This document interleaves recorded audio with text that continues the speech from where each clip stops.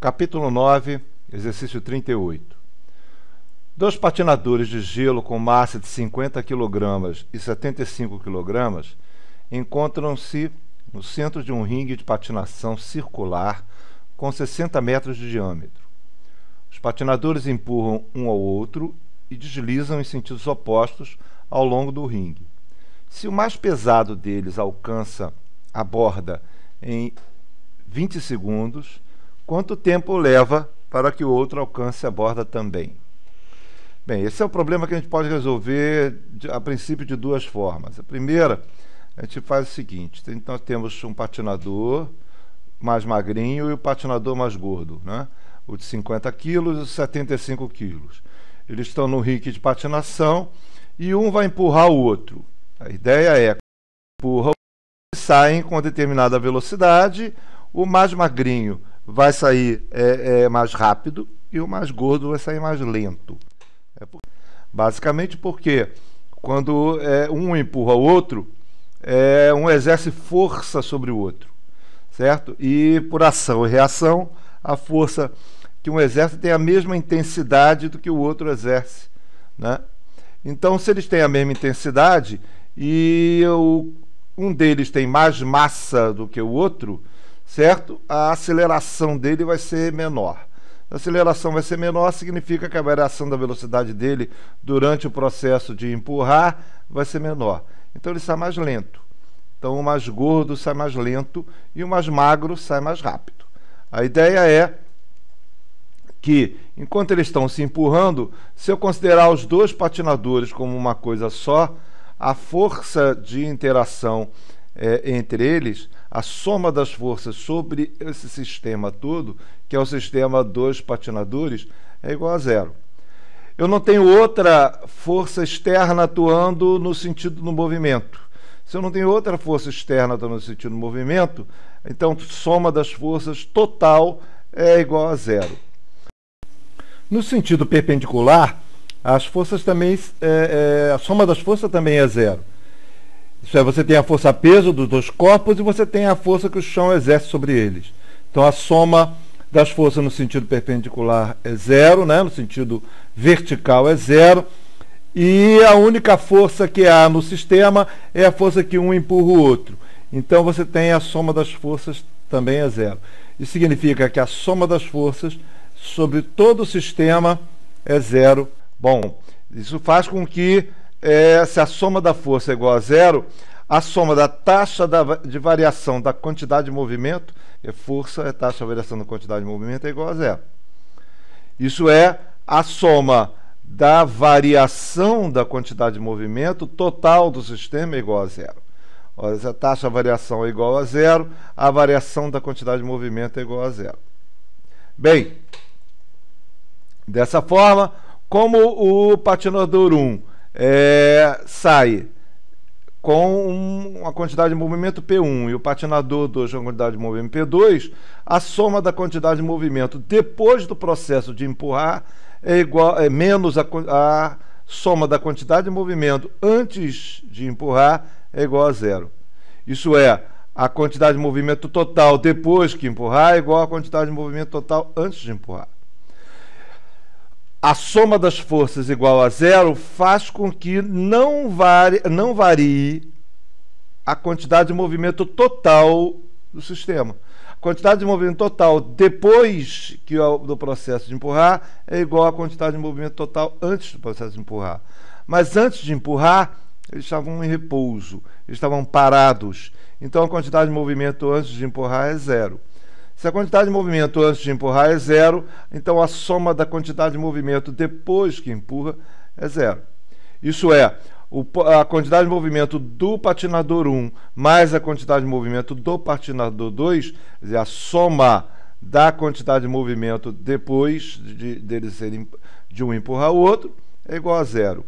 Isso é, a quantidade de movimento do patinador 1 é igual a menos a quantidade de movimento do patinador 2. Bom, a primeira consequência dessa expressão aqui é que um sai no sentido oposto que o outro. Eles inicialmente estavam em repouso, então a quantidade de movimento estão em sentidos opostos. É claro, não faz sentido você ter a força, os dois exercerem força, um em sentido contrário que o outro, e os dois saírem no mesmo sentido. Quer dizer, um vai sair no sentido contrário que o outro.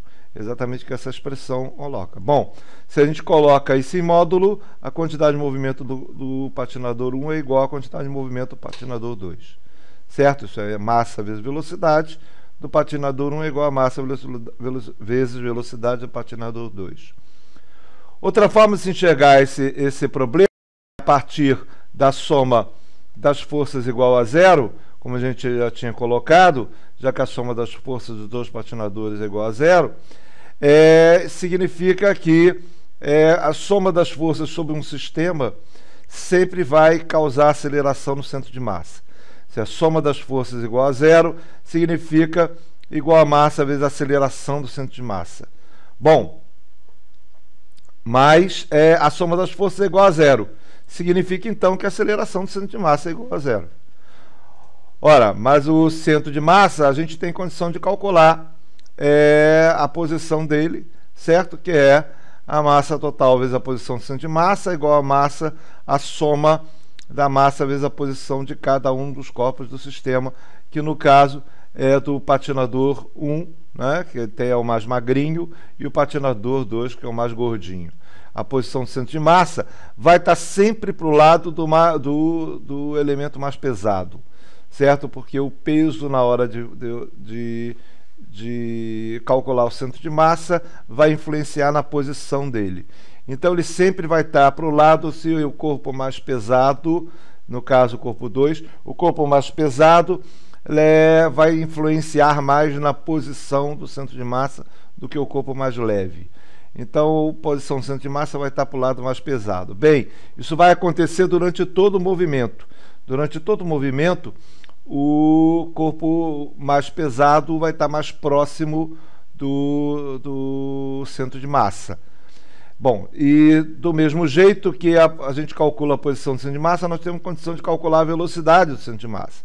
Velocidade do centro de massa é a massa vezes a velocidade do centro de massa, é igual a M1, é a massa do corpo 1 vezes a velocidade do corpo 1, massa do corpo 2 vezes a velocidade do corpo 2, no caso desse sistema de dois corpos. Essa expressão a gente chega fácil, por exemplo, derivando essa expressão no tempo. A gente chega à expressão da relação velocidade-centro de massa. Bem, então os dois corpos vão sair em movimento de tal forma que a soma da massa vezes a velocidade é igual a zero. Por quê? Porque antes deles se empurrarem, eles estavam parados. Se eles estavam parados, o centro de massa estava parado. Isso é, a velocidade do centro de massa era zero antes de empurrar. Ora, se ela era antes de empurrar e a aceleração do centro de massa é zero, ele era zero e a velocidade era zero, então continua zero. Se a velocidade do centro de massa vai ser zero o tempo inteiro. Então, se a velocidade do centro de massa é zero o tempo inteiro, a soma de M1V1 mais M2V2 é igual a zero. Isso é, M1V1 igual a menos M2V2. Essa expressão nos dá exatamente a mesma conclusão que a gente chegou quando falou em quantidade de movimento. Já eles saem com o movimento em sentidos opostos, tá? Certo? Claro, porque eles estão um empurrando o outro com uma força em sentido oposto. Então os dois saem com sentidos opostos. Isso é, em módulo, a massa vezes a velocidade do corpo 1 é igual a massa vezes a velocidade do corpo 2. Bem, chegamos à mesma expressão desenvolvendo de uma outra forma usando o centro de massa. Então agora o que a gente vai fazer é calcular o tempo pelo qual o cara magrinho, né, de 50 quilos, que é o problema que ele quer, chega do outro lado do ringue, já que o gordo chegou lá levando 20 segundos. Né? Então, como é que a gente faz? Ora, a velocidade do corpo 1, que é o que a gente quer, é igual a massa vezes a velocidade do corpo 2 dividido pela massa do corpo 1. Bom, a gente ainda não tem essa velocidade do corpo 2, precisa calcular. Mas a gente tem que ele anda do outro lado da borda do ringue em 20 segundos. Mas o ringue tem 60 metros de diâmetro. Se eles saem do centro do ringue, ele anda 30 metros em 20 segundos. 30 metros em 20 segundos a gente tem condição de calcular a velocidade V2. Enquanto o cara gordo anda mais devagar, o cara mais magro vai andar mais rápido, mantendo a posição do centro de massa no mesmo lugar o tempo todo. Essa é a ideia.